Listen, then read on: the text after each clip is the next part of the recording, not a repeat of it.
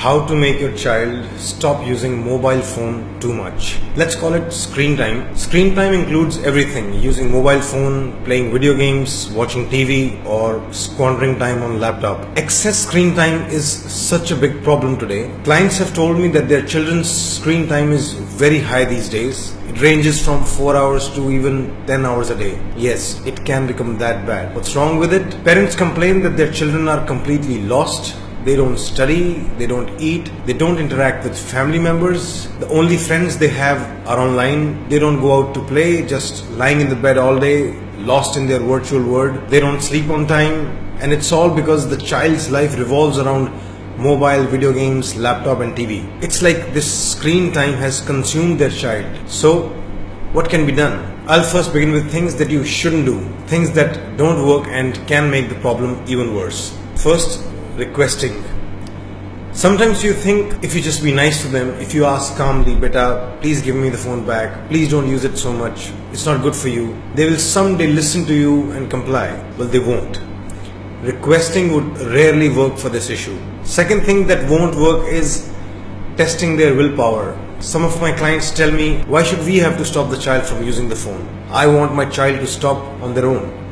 I want to make them responsible. Why should I have to tell them every time? My child must have the willpower to leave it by themselves." Bad idea. The screen time in itself is so rewarding to the brain that a child basically won't be able to stop themselves. It will be very, very hard. Don't put them through this test. They'll fail and you'll be disappointed again and again. Third, nagging or shouting. This is the negative version of requesting, where you just increase the intensity of asking. Like you either ask too many times, "Beta, please leave the phone. What are you doing all day? You wasted 3 hours. When will you study?" etc. Or you can get angry and say those same things in anger, shouting at the top of your lungs. "Why are you so stubborn? Can you just once listen to what your parents are saying? I'll break your damn phone if you bring it to the dinner table." Again, won't work. These were some of the things that won't work. So what will? Here are some suggestions. First thing, prevention. Don't even let this habit take roots. If your child is young, like below 12, it's relatively easier to establish authority and say no for something. Parents often allow children phones, iPads and laptops to just keep the trouble away from them. Like if they are busy in those gadgets, at least they won't create a mess, at least they won't fight, at least I'll have some peace of mind. Bad idea. Keeping your children away from gadgets gets harder and harder as they grow up and as their addiction becomes deeper.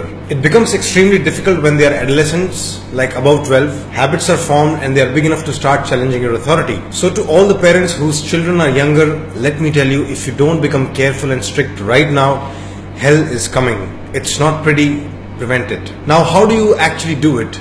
I'll tell you some major techniques that are available. First, clear rule for screen time. Having a clear rule for how much screen time is accepted in the house is very crucial. For younger children, 1 to 2 hours is enough. As the children get older, 2 to 3 hours is enough. That's just a general idea. It will depend on what the child is actually doing in that time. If they are watching good documentaries on Netflix, maybe even 3 hours is okay, but if they are playing video games, even 2 hours is too much. So, taking into account what your child is actually doing, come up with a number, a very specific number of hours which are allowed, and that number must be communicated to the child very clearly and strongly.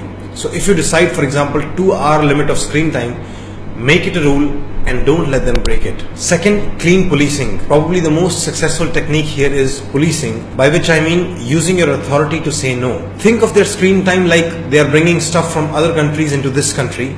You are the customs officer. For each product, there is a limit to how much you can bring to this country, and if you cross the limit, customs officer will seize your stuff. No negotiation, no fights, clean, well-established authority and execution of rules. So each parent needs to learn to be a good police, which involves making sure that your well thought out and rational decisions are executed without abuse or violence and with least possible harm. This can be learnt. And when it comes to screen time, this clean policing must be used instead of requesting, nagging or shouting in anger. Third, rational, consistent communication. So you made a rule and you are executing it, but the child doesn't know why. So it's your job to communicate everything rationally and consistently. This is another skill that must be learned. You must learn how to make them understand the reasons behind your decisions. So what are the reasons behind cutting down their screen time? There could be many, like preventing addiction, healthy eyes, avoiding sedentary lifestyle, engaging with real people and real things, etc. And those reasons must be communicated in every manner possible, calmly, strongly, in short, in detail. Even if they disagree with them, you need to keep telling them. Consistency matters. I'll mention one thing: as you introduce clear rules, policing, and even rational communication, you'll get a lot of resistance, a lot of talk back, a lot of tantrums. You must keep going forward and learn how to deal with all the rebellion. You cannot accept defeat. When they resist, it's your turn to learn something. It's your time to solve that problem, not throw in the towel. Fourth, replace screen time with better or real activities. You take something away from them, you must give them something back. Some options at least. Buy them toys, comics, books, good board games which are social or educational in nature. Put them in music or dance classes. Take them out, exercise with them. Put them in a sports academy. Have a lot of fun with them. Talk to them at least for an hour every day. Find ways that they can hang out with their friends. Make sure they sleep full hours, etc. And making sure that they stick to these new, better activities will also take a lot of rational communication, but ultimately they will catch on if they find them rewarding, which they will. It's a matter of time. Again, this period of transition will be tough, but that's the way to go. To summarize, you take their gadgets away, but you make sure to give them something back. And when you take their gadgets away, you do three major things. Have a clear rule of limited screen time.